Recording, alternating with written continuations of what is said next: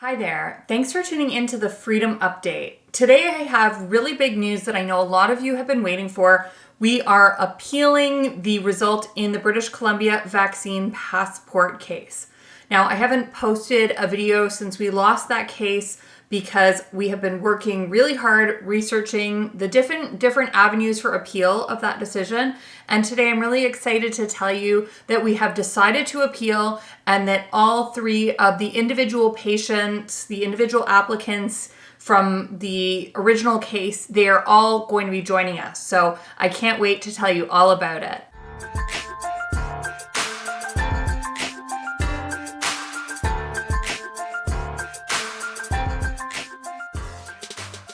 If you're new here, welcome. My name is Christine and I'm the litigation director at the Canadian Constitution Foundation, a legal charity that fights for fundamental freedoms in Canada.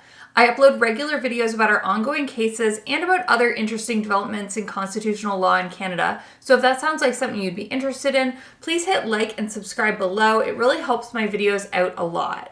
Also, please remember that my videos are not legal advice. If you have your own legal question or problem, please consult your own lawyer.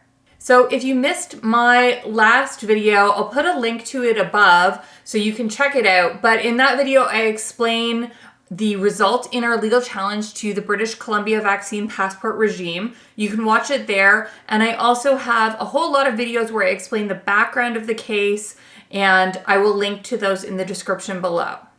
So on Wednesday, October 5th, we filed our notice of appeal for the British Columbia decision.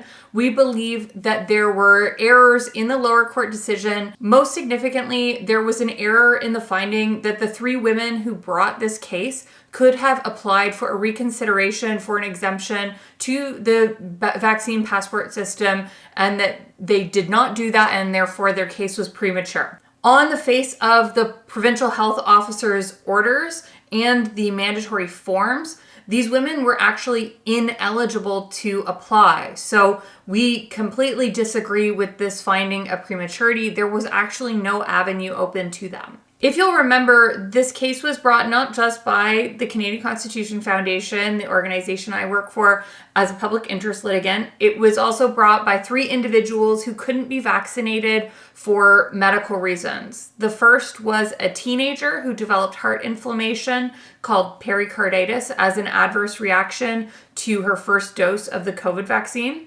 The second was a pregnant woman in her 30s who developed an adverse reaction to the first dose of the vaccine called brachial neuritis, which left her arm paralyzed.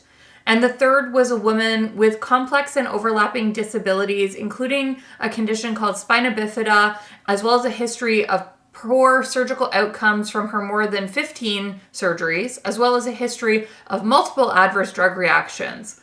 Now, this woman uses a swimming pool for physical therapy, but she was denied access to that pool because it required a vaccine passport. She is not vaccinated because of her concerns about her unique and really complex medical profile. Now, all of these women were denied access to public spaces because they were unvaccinated, and we argue that there was no workable regime for medical exemptions, making this policy unconstitutional. But the court actually never even addressed the constitutionality of the measures. Instead, they found that these women had not exhausted their opportunity to apply to the public health office for an exemption, even though on the face of the orders, they were not eligible to apply. Now, we believe that the government cannot save a bad and unconstitutional law or order by secretly not applying it in practice, as the government argued it has done. By accepting the government's argument and declining to even consider the constitutional issues, the lower court decision really sets a dangerous precedent, which undermines the rule of law in Canada and the principle that the Charter is the supreme law. Now, for those of you who might be thinking, hey, but the vaccine passport isn't in force anymore. Oh, sweet summer child. Maybe you have a lot more faith in government than I do, but I am really worried that it's going to come back. And I'm actually worried because the government has said they might bring it back. We're coming up now on the fall respiratory season, and if you think that we are out of the woods with these policies, well, I like your optimism, but I do not share it. I am still worried. If you believe this case is important, we could really, really use your support. We really need help with the legal fees for this case because we are up against the government, which basically has unlimited resources. So please, if you care about this case and if you are able, please donate so we can help pay our fees. Our lawyer in this case, Jeffrey Trotter, is amazing.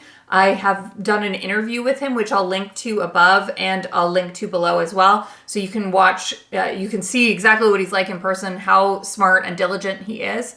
Now, if you can't make a donation, I get it. It's a really bad financial time for a lot of people. But if you can't, please just consider sharing the video because the video is monetized and the little bit of money that we make from YouTube ads helps to support our work as well. Okay, that's all for this update. Thanks for watching and let's keep fighting for freedom in Canada.